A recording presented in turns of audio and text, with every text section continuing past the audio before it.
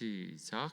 명절 끝날 곧 큰 날에 예수께서 서서 외쳐 이르시되 누구든지 목마르거든 내게로 와서 마시라.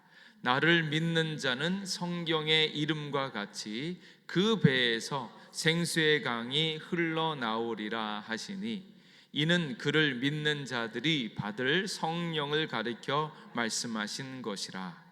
예수께서 아직 영광을 받지 않으셨으므로 성령이 아직 그들에게 계시지 아니하시더라. 아멘. 이렇게 또 주님 안에서 말씀을 나누게 되어서 얼마나 감사한지요. 오늘 또 말씀을 통해서 새로운 은혜와 복을 허락하여 주실 줄 믿습니다. 오늘 차를 몰고 딱 올라왔는데, 올라와서 차를 주차하고 딱 보는데 깜짝 놀랐어요. 왜 놀랐는가? 소나무 가지가 후두두둑 꺾여서 다 떨어졌어요. 다 떨어진 건 아니고, 소나무 있잖아요. 근데 거기에 있는 큰 가지가 뚝뚝 부러져 가지고 이 주차장에 그냥 나동거라져 있습니다. 이게 왜 그럴까? 왜 그러겠어요? 눈 때문에.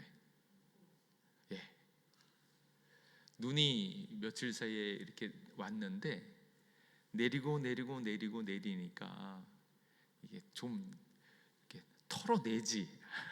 털어내지를 못하고, 그 눈이 있는데 눈이 약간씩 녹으면서 거기에 눈이 또 다시 엉켜 붙는 거예요. 그 무게를 못 견디고 뚝뚝 떨어지는 겁니다.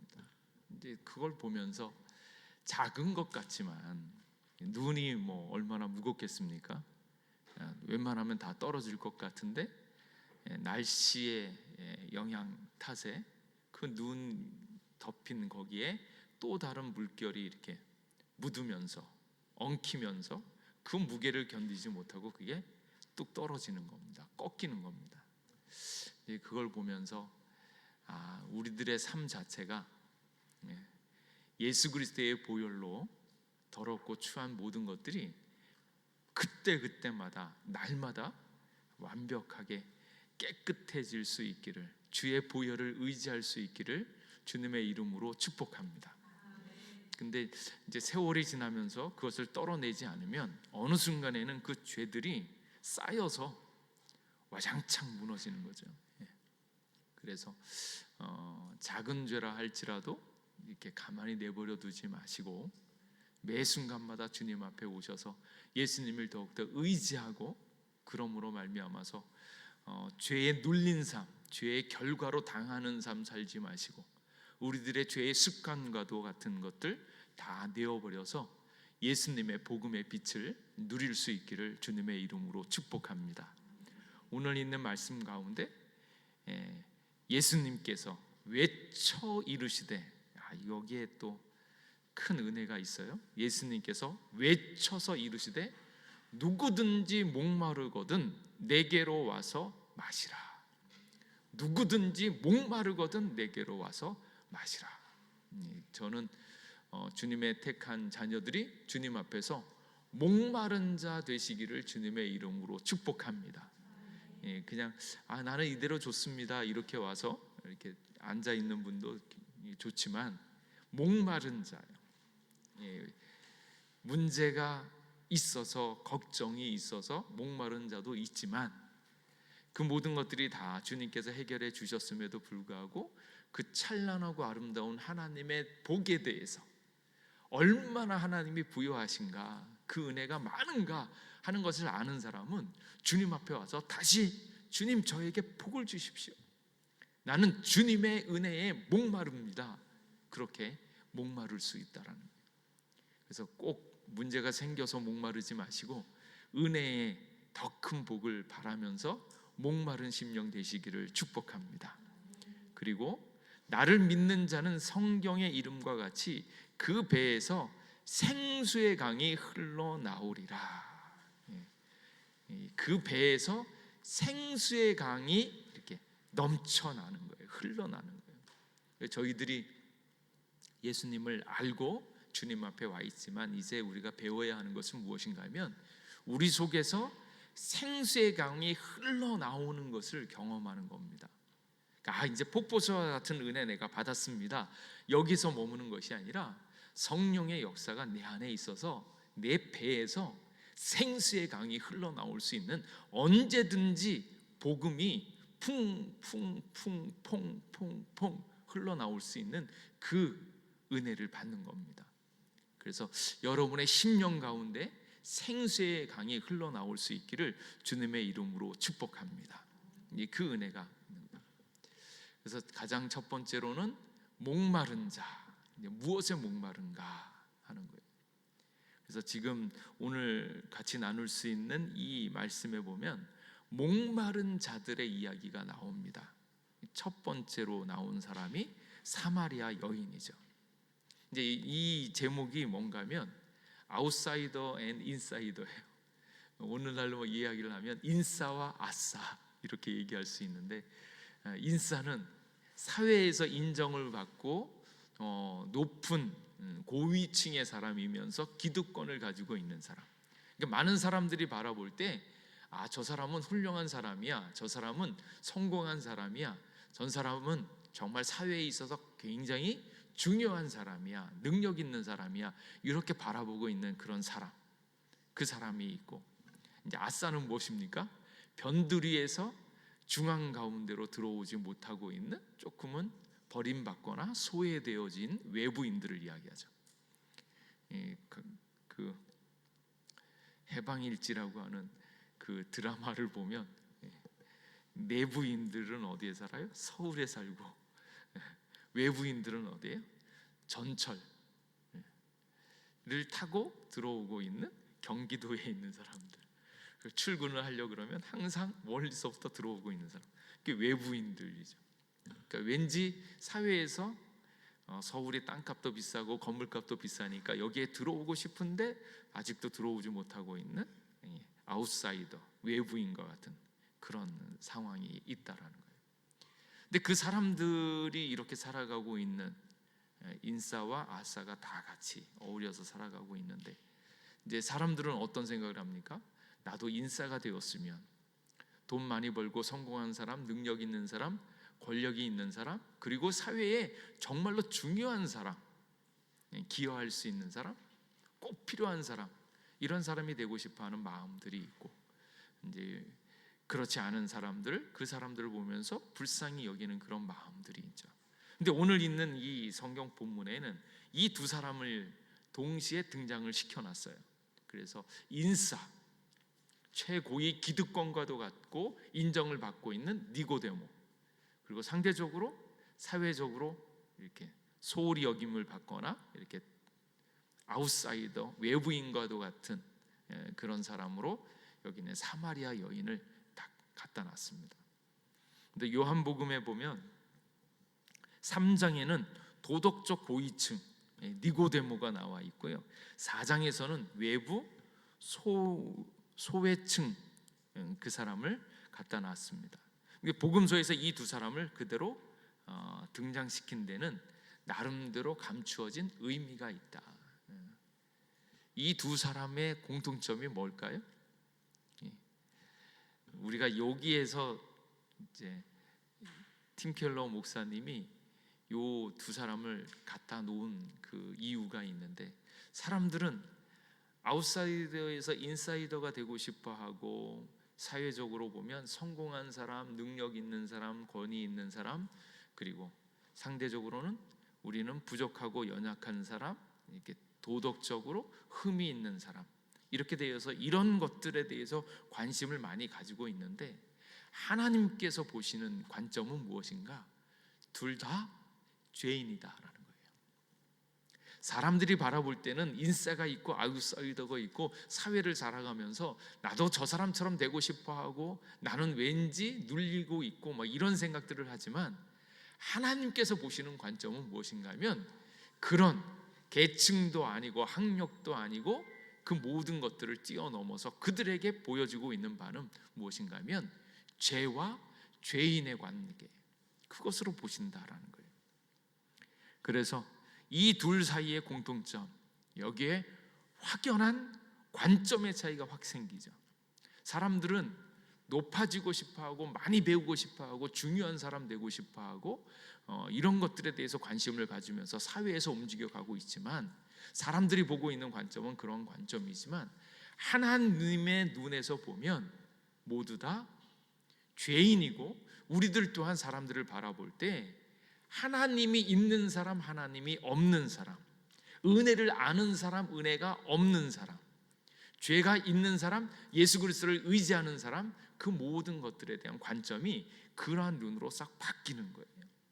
그래서 옆에 사람 볼 때 돈이 많다고 시의원하고 국회의원 한다고 부러워할 게 아니고, 그의 삶 가운데 예수님이 있는가 없는가, 은혜가 있는가 없는가, 죄에 대해서 민감한가, 죄에 대해서 해결함이 있는가 없는가에 대한 관점으로 바라보셔야 되고, 그리고 사람들에게 있어서 행불행을 가르는 가장 큰 문제는 예수님과의 관계에 있어서 은혜가 있는가 없는가 하는 것으로 볼 수 있는 눈이 있기를 주님의 이름으로 축복합니다.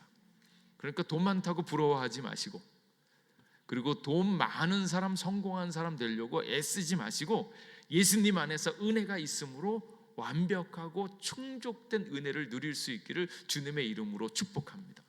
그리고 그 은혜가 내게 있을 때 내게 자족하는 마음과 여유가 있어요.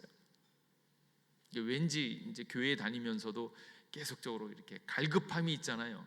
성공에 대한 갈급함이 있거나 아이들 공부 많이 시키고자 하는 그 갈급함이 아니라, 예수님이 있으면 예수님과 함께 있는 자녀로 말미암아서 우리 자녀가 주님 안에서 잘 자라나고 있구나라는 여유가 있어야 되는데, 교회에 다니면서 믿음이 있으면서도 여전히 관점은 우리의 공부 잘하는 거, 우리 남편은 돈 많이 버는 거, 뭔가 이렇게 사회에 대한 성공에 대한 그런 갈망이 있어가지고 기도를 해도 기도의 제목도 그것으로 하고 있지는 않은가 돌이켜보라는 거예요.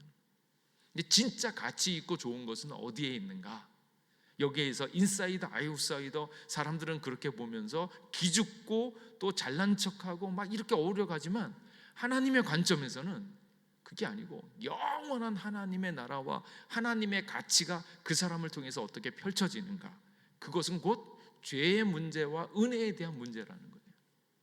그래서 먼저 예수님을 믿는 사람들이 은혜를 경험하고 은혜가 있음으로 여유가 생기면서 세상 사람들이 다 좋아하고 쫓아가고 있는 그 길로 길을 쓰고 가려고 하지 말고, 우리는 이미 복음으로 말미암아서 여유가 있고 기쁨이 있고 만족이 있으므로 그들에게 천천히 가더라도 돈 문제 있으면 양보해주는, 돈보다도 더 소중한 것을 얻기 위해서 그것을 내려놓을 줄 아는 그런 지혜예요.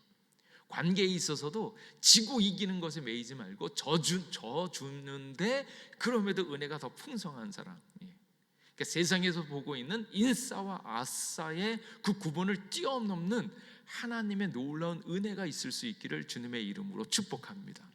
근데 이것이 복음에 대한 개념인데, 복음을 까딱 잠깐 놓치면 나도 모르는 사이에 죄의 습관, 세상이 바라보고 있는 그런 가치와 그런 흐름으로 내가 쓱 딸려서 가버려요. 하루만 지나서 얘기하다 보면 왠지 아파트, 비싼 아파트 살고 있는 사람이 부러워지면서, 권력이나 자식이 잘 되었다는 얘기를 들으면 왠지 부러워지면서 나도 모르게 막 이렇게 그렇게 내가 마치 뒤처져 있는 것처럼, 그리고 앞으로 장차는 내가 어떻게 하면 저 사람보다 더 큰 복을 받을까, 물질적인 복을 받을까, 뭐 이런 생각을 가지고 있으면 복음을 잘 누리지 못하고 있는 거다. 그래서 아싸와 인싸, 그 모든 것을 뛰어넘는 하나님의 관점이 무엇인가? 죄에 대한 관점과 은혜에 대한 관점이에요. 그래서 오늘 이 책을 보면서 제목이 인사이더와 아웃사이더, 그래서 이걸 어떻게 하시려고 하나 이랬는데, 나중에 찬찬히 읽어보시면 인싸와 아웃사이더의 관점이 아니라 하나님의 눈 앞에서 보면 다 죄인이다 라는 거예요. 그리고 그 죄인에 대한 관점과 은혜의 관점으로 이것을 볼 수 있는 눈이 우리에게 그대로 들어와야 된다라는 것을 잘 보여주고 있는 말씀이 바로 이것입니다. 그래서 성경에서 강조하고 있는 것은 아무도 죄인이라는 판결에서 벗어날 수 없다는 것이다. 세상의 관점이 아니라 하나님의 눈의 관점으로 이것을 볼 수 있기를 주님의 이름으로 축복합니다. 그리고 오히려 더 잘 사는 사람, 이 땅에서 좋다라고 인정받고 있는 사람들이 어떻게 보면 하나님의 은혜에서 더 멀리 떨어진, 이게 더 불쌍하고 연약한 사람이라는 생각을 가지셔야 돼요. 그래서 오늘 있는 이 말씀 가운데 먼저 외부 소외층 사마리아 여인에 대해서 이야기를 합니다. 사마리아 여인은 소외층이었습니다. 아웃사이더였죠. 왜 그런가? 유대인과 사마리아 사람은 원수 관계였어요. 우리가 지금 에스라 이야기를 하면서 계속적으로 보고 있는 그 사마리아 이야기들이 나오는데, 아수르하고 싸워서 아수르의 북이스라엘이 참패를 했을 때 아수르의 정책에 의해서 그 땅에 있었던 사람들을 포로로 잡아가고, 또 자기네에 있었던 그 이방인들을 이 사마리아 지역으로 대거 유입을 시켰죠. 그러므로 말미암아서 혈통이 섞이고, 혈통만 섞인 게 아니라 종교에 대해서도 혼합 종교가 들어오게 되었지, 그 지역이라는 거예요. 그러다 보니까 유대인들은 왠지 그 사람들이 더럽혀진 사람, 그리고 또 한편으로는 자기의 약점과도 같은 거죠. 왜냐하면 본인들의 연약함 때문에 패배하고 실패했는데, 그로 말미암아서 결정적인 증거로서 실패자다운 그 흔적들이 그대로 남아있기 때문에 이스라엘 가운데 사마리아 얘기를 하면 왠지 자기의 약점을 찌르는 것 같으니까 더 싫어하는 거예요. 그래서 사마리아 사람들하고 원수가 되어져, 거기에다가 이 사마리아 여인은 어떤 여자인가? 결혼을 5번 이상, 내 남편을 데려오라 그랬더니 남편이 있는가 없는가?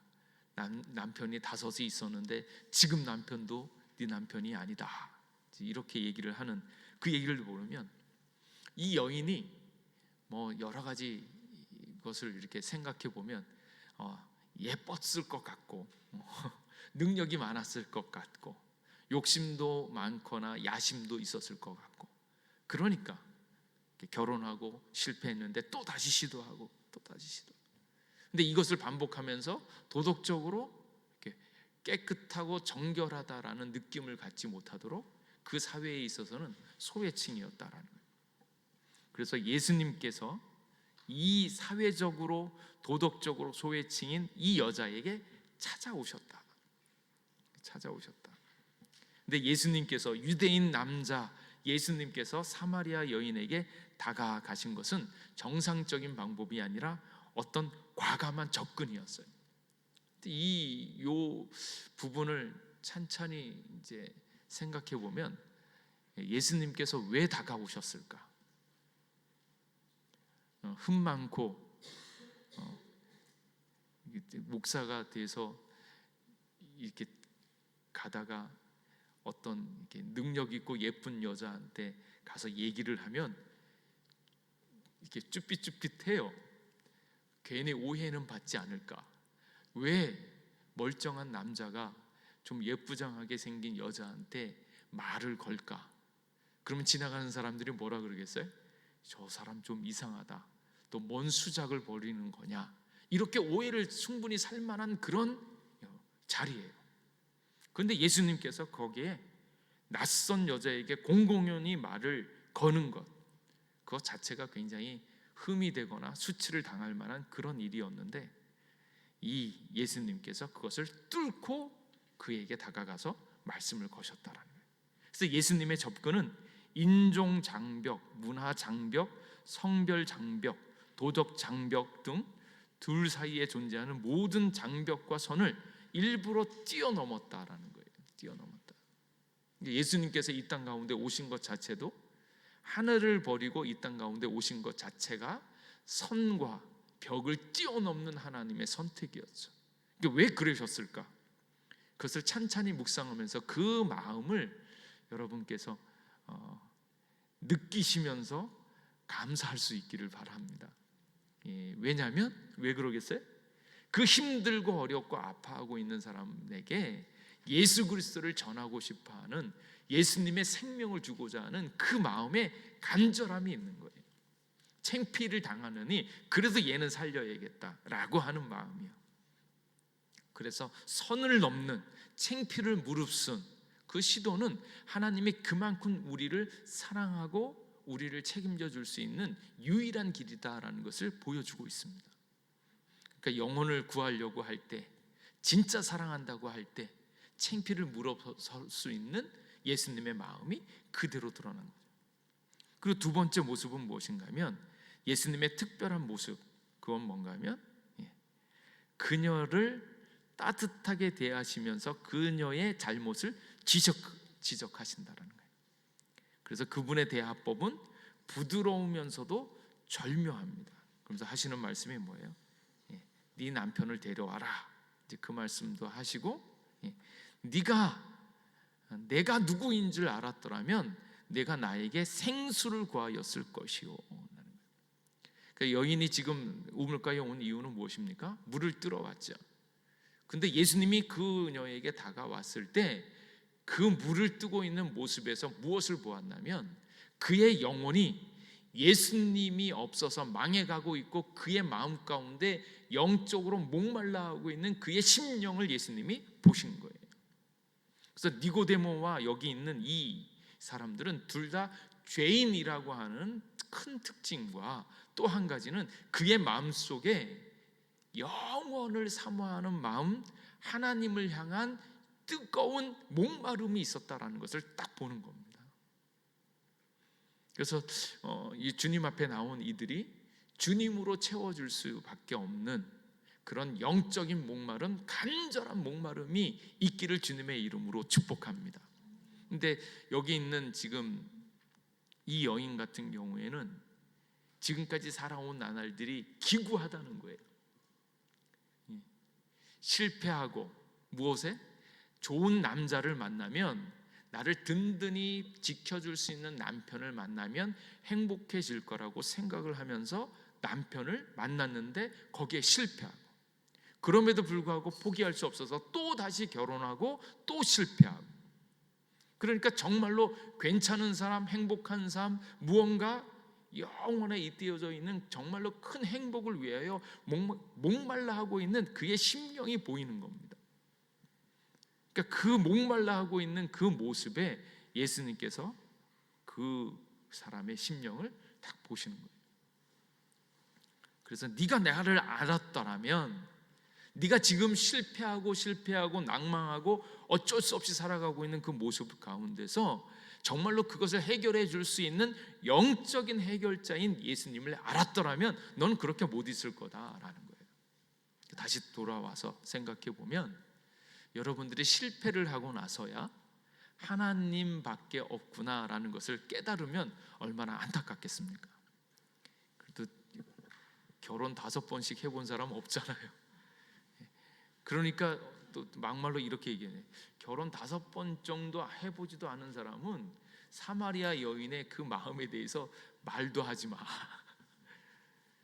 근데 그 마음이 오죽했겠습니까? 실패하고 다시금 이렇게 갈망을 하면서 좋은 남자 만나면 괜찮을 거야 이러면서 다시 결혼을 했는데 그것도 아니었고 또 실패하고, 어떤 사람은 어쩌면 한 3번 정도 하면 아이고 이거는 아예 포기하자, 남자는 아닌 것 같다, 이제 포기하는 게 맞을 텐데, 이 여인은 그럼에도 불구하고 다시금 도전하고 또 도전하고, 실패를 하고 도덕적으로 흠이 있다라고 왕따를 당하고 아웃사이더에 있으면서 사람들의 눈길이 무서워서 아무도 오지 않는 그 시간에 물을 뜨러 온 이 여인의 그 심정이에요. 그때 이 모든 것들을 해결해 줄 수 있는 그 무언가를 강렬하게 원하고 있었던 그 영적인 목마름이 이에게 있었다라는 거예요. 그때 그 목마름을 본 예수님께서 오셔서 그 목마름을 채워줄 수 있는 사람은 예수님 한 분밖에 없다라고 얘기하시는 거예요. 그래서 인생에서 여전히 남아있는 영혼의 목마름, 그 목마름이 새로워질 수 있기를 주님의 이름으로 축복합니다. 실패하고 나서 이 여인처럼 주님을 갈망하고 있는 그런 인생이 아니고, 우리가 지금 목말라 하는 것은 무엇입니까? 실패했기 때문에 그 실패에서 벗어나기 위해서 목마름을 갖는 것이 아니고, 예수님의 은혜에 대해서 그 찬란하고 아름다운 그 축복의 너무 크심을 바라보면서 그 크심에 목말라 할 수 있기를 주님의 이름으로 축복합니다. 하나님을 경험하면 우리를 위하여 마련해 놓으신 하나님의 축복과 은혜가 얼마나 큰지를 한번 보기를 주님의 이름으로 축복합니다. 그래서 지난번 그 블루스 윌킨스의 그 야베스의 기도에 나온 그 이야기가, 천국의 한 창고에 갔는데 거기에 뭐가 있었다고요?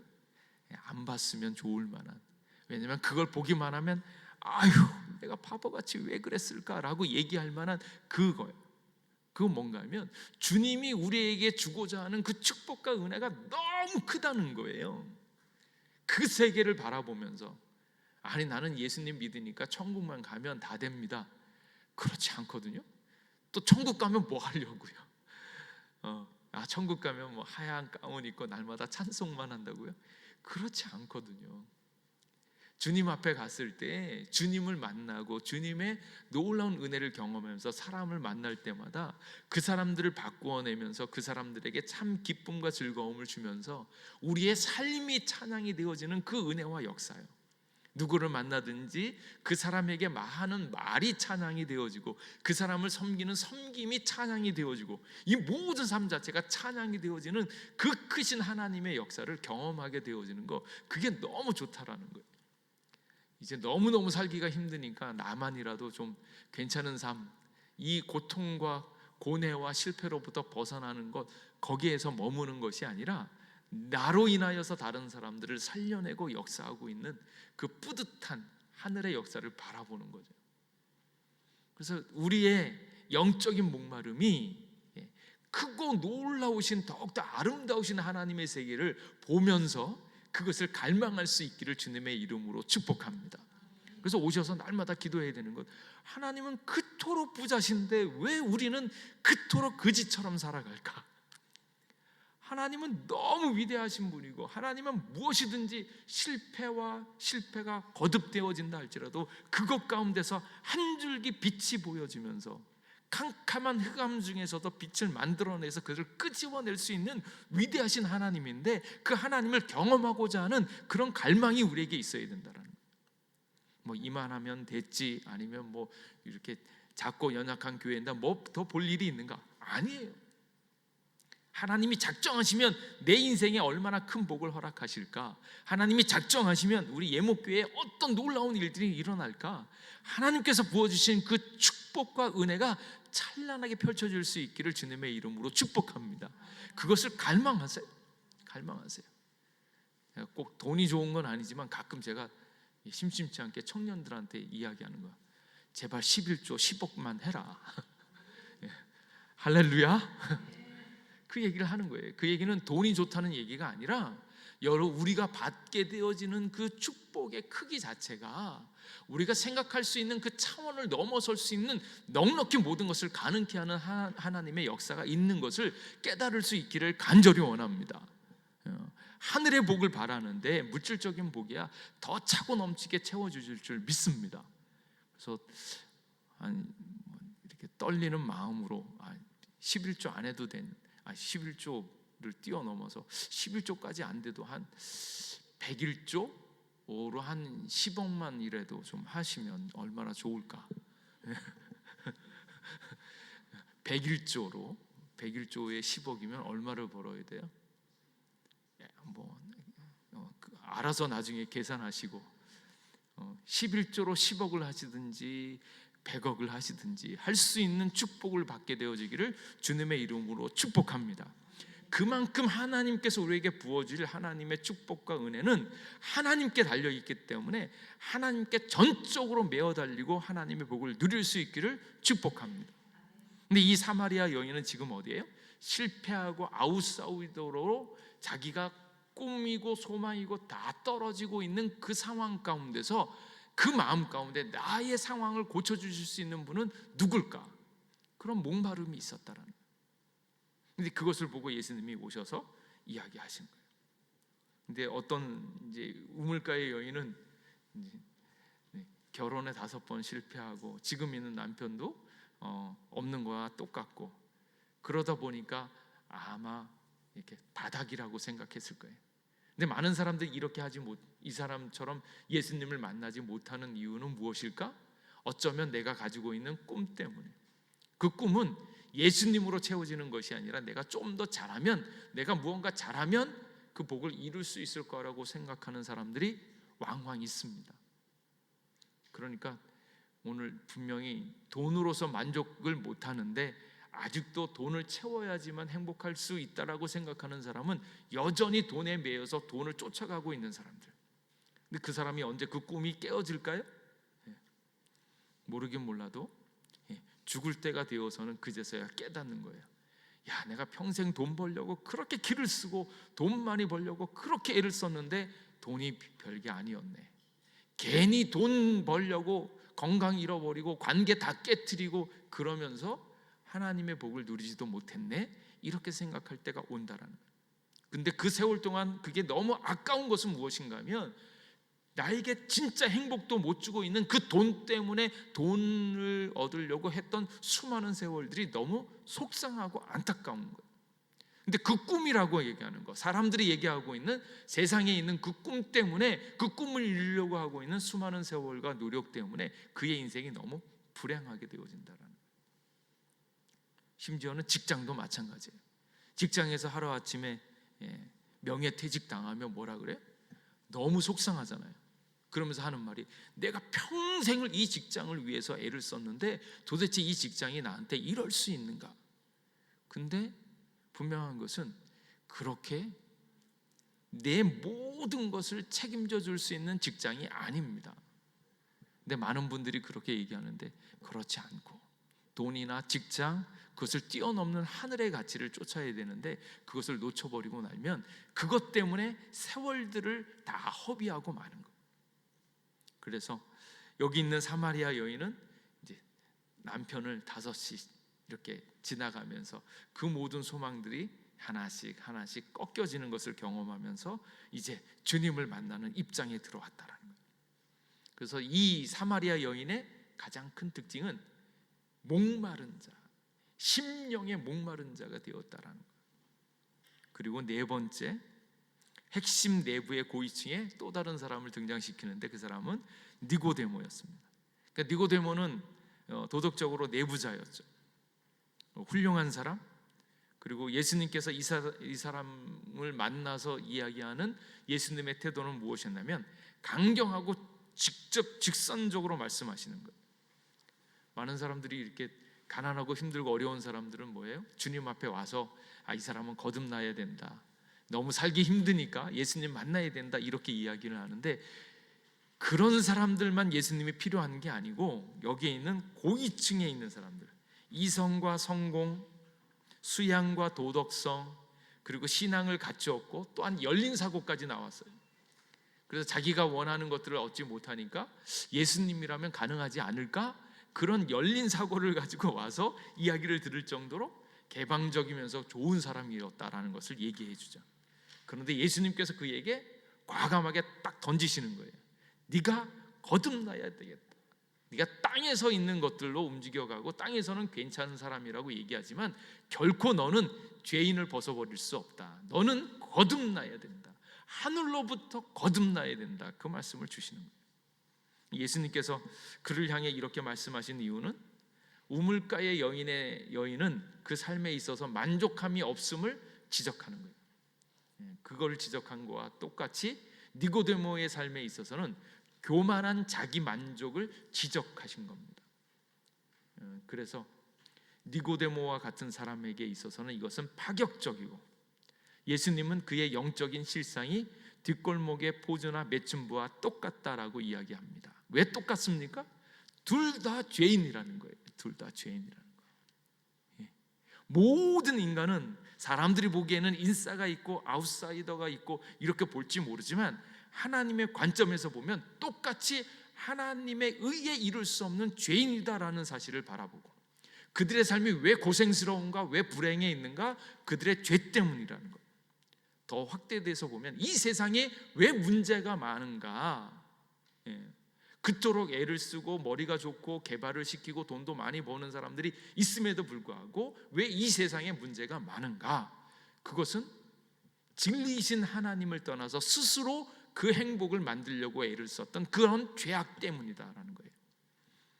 그래서 우리가 지금 바라보고 있는 그 시선 자체가 세상을 불화하거나 세상처럼 우리도 잘 살기를 원하는 그런 관점이 아니고, 죄에 대한 관점에서 은혜에 대한 관점으로 이것을 파악하여야 되고, 그것이 우리에게 나타나는 것은 예수 그리스도의 복음으로 말미암아서 만족하고 기뻐하고 즐거움을 누리는 삶을 회복할 수 있기를 주님의 이름으로 축복합니다.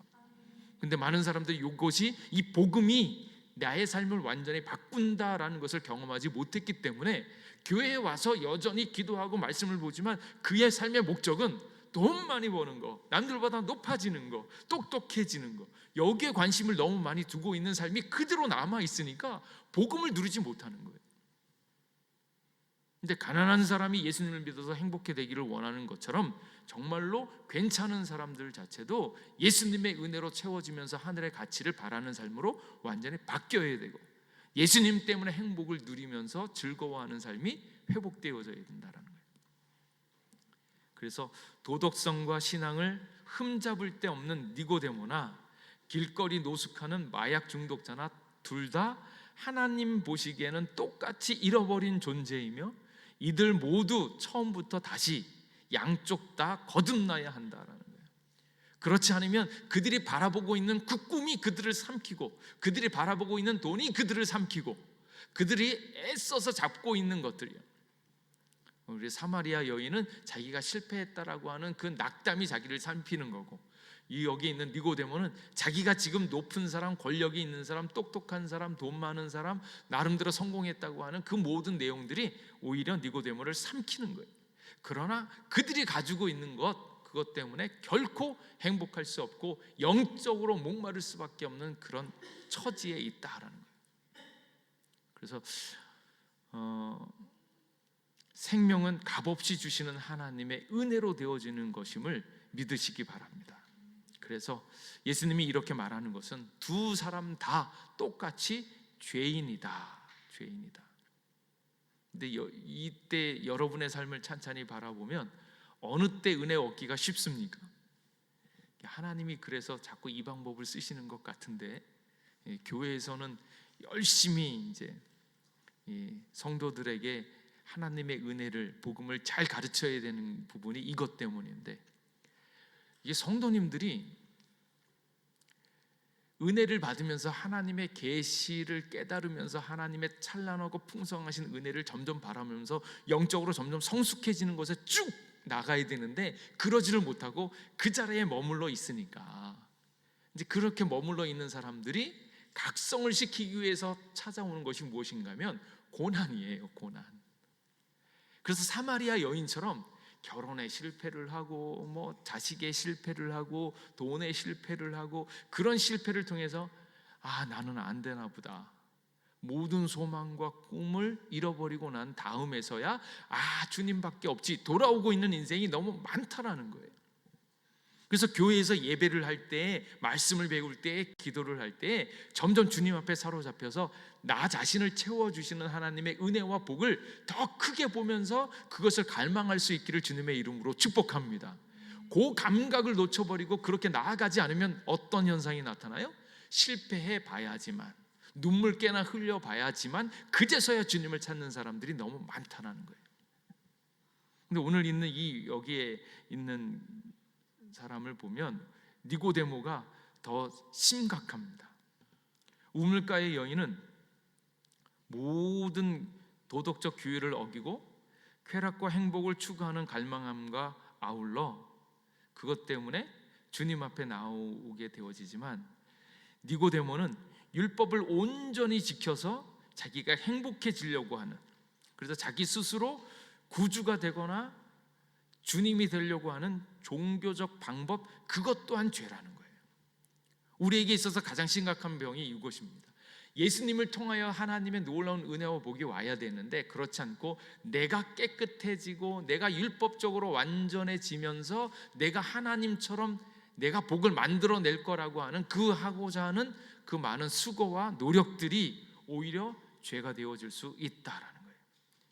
착한 삶과 도덕적 공로 때문에 하나님이 복 주시고, 그리고 우리가 기도한 대로 응답해야 된다라고 하는 것, 그 생각 또한 죄인과 똑같다라는 거예요.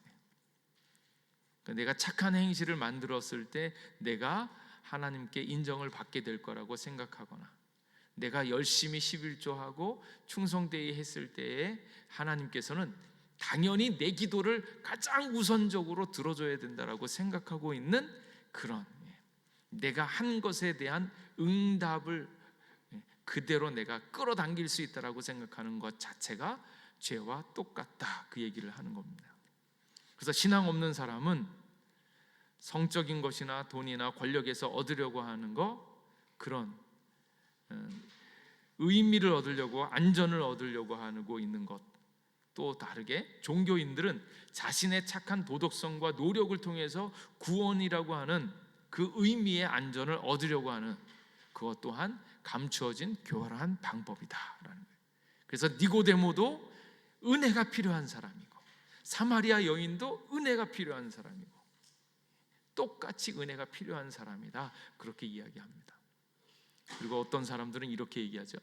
나는 도덕적으로 선하지만 종교는 필요 없다. 나는 열심히 잘 살고 있다. 나는 법 없이도 살 사람이다. 아니, 예수님 믿는 사람도 나보다 그렇게 깨끗하게는 못 살 거야. 나는 돈 떼먹은 적 없고 착실하고 열심히 살았고 착하게 산다. 근데 나는 종교는 없어도 될 것 같다. 하나님은 안 믿어도 될 것 같다. 근데 그럴 수 있겠는가? 그럴 수 없다라는 거예요. 하나님이 존재한다면 당신의 모든 것은 하나님께로부터 온 것임을 아는 거예요. 당신의 머리에 똑똑한 거 하나님이 주신 거고, 당신이 돈을 벌 수 있는 모든 환경, 옆에 돕고 있는 사람 다 하나님께서 배려해서 주셔서 은혜로 우리에게 주신 건데, 그걸 누리면서 나는 착하게 살기만 하면 된다? 그럴 수 없다는 거예요. 그 착함을 만들어 주실 수 있는 하나님에 대한 존경과 그에게 경배를 드려야 될 의무가 우리에게 있다라는 거예요. 그래서 당신은 훌륭한 도덕 생활뿐만 아니라 그 이상을 하나님께 드릴 의무가 있다, 이렇게 얘기합니다.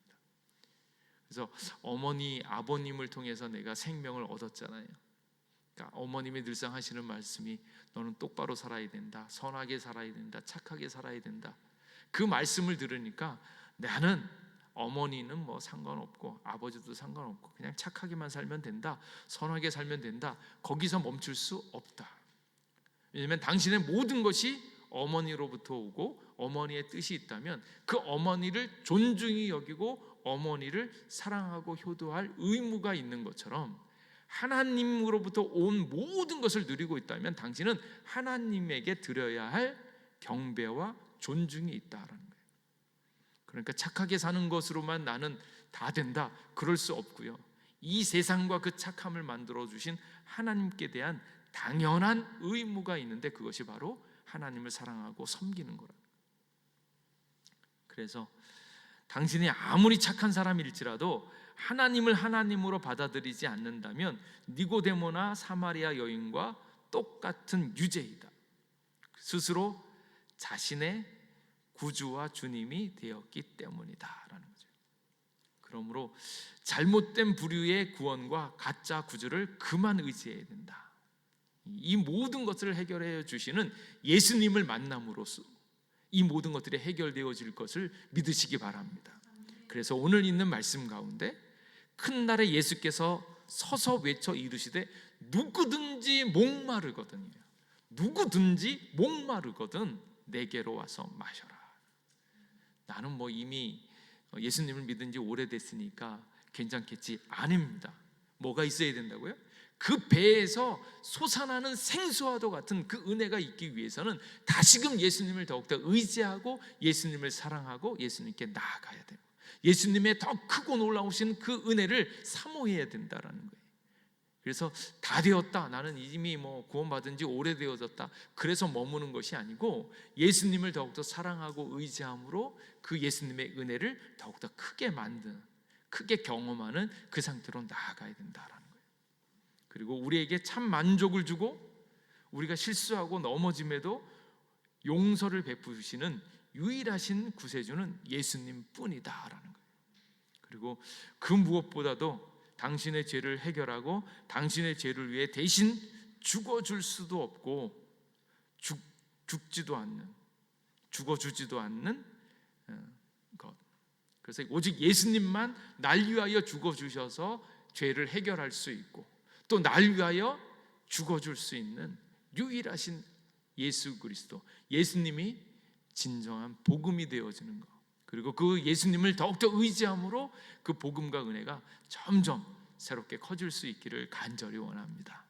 그래서 세상을 바라보는 관점 또한 인싸와 아웃사이더, 세상에서 좋은 것 나쁜 것 보지 마시고 오직 예수님의 은혜가 있는가 없는가. 그래서 정말 좋은 사람은 어떤 사람이? 은혜가 있는 사람, 예수님의 은혜가 있는 사람이 좋은 사람이고요. 그리고 돈 많고 권력이 있음에 흔들리지 마시고 세상을 바라보지 마시고 오직 예수님의 은혜로 사람들을 바라보면서, 또 은혜가 없는 사람은 어떻게 해야 돼요? 그 사람에게 은혜를 나누어 줄 수 있는 사람, 은혜를 보여줄 수 있는 사람 될 수 있기를 간절히 원합니다. 그래서 이 세상에 있는 관점에 속지 마시고 오직 예수님의 관점으로 복음을 전하고 은혜를 베푸는 사람 되어질 수 있기를 주님의 이름으로 축복합니다. 기도하겠습니다. 하나님, 오늘도 우리와 함께 해주셔서 감사합니다. 예수님의 은혜를 다시 깨닫게 하여 주시고 내가 내 삶을 고치려고 애를 쓰는 인간적인 노력이 아니라 내 삶에 다가오셔서 나를 고쳐주시고 만나주시는 그 예수님의 놀라운 사랑을 의지하여서 다시 일어설 수 있는 저희들 되게 하여 주시옵소서. 삶이 실패하여서 더 이상 의지할 것이 없어서 주님 앞에 돌아오는 것이 아니라 하나님께서 보여주시는 그 크고 놀라우신 사랑과 그 은혜에 감격하면서 내 삶을 새롭게 하실 주님을 의지하면서 주님을 더욱더 사랑하는 저희들 되게 도와주시옵소서. 감사드리옵고 예수님 이름으로 기도하옵나이다. 아멘. 자, 그러면 우리 같이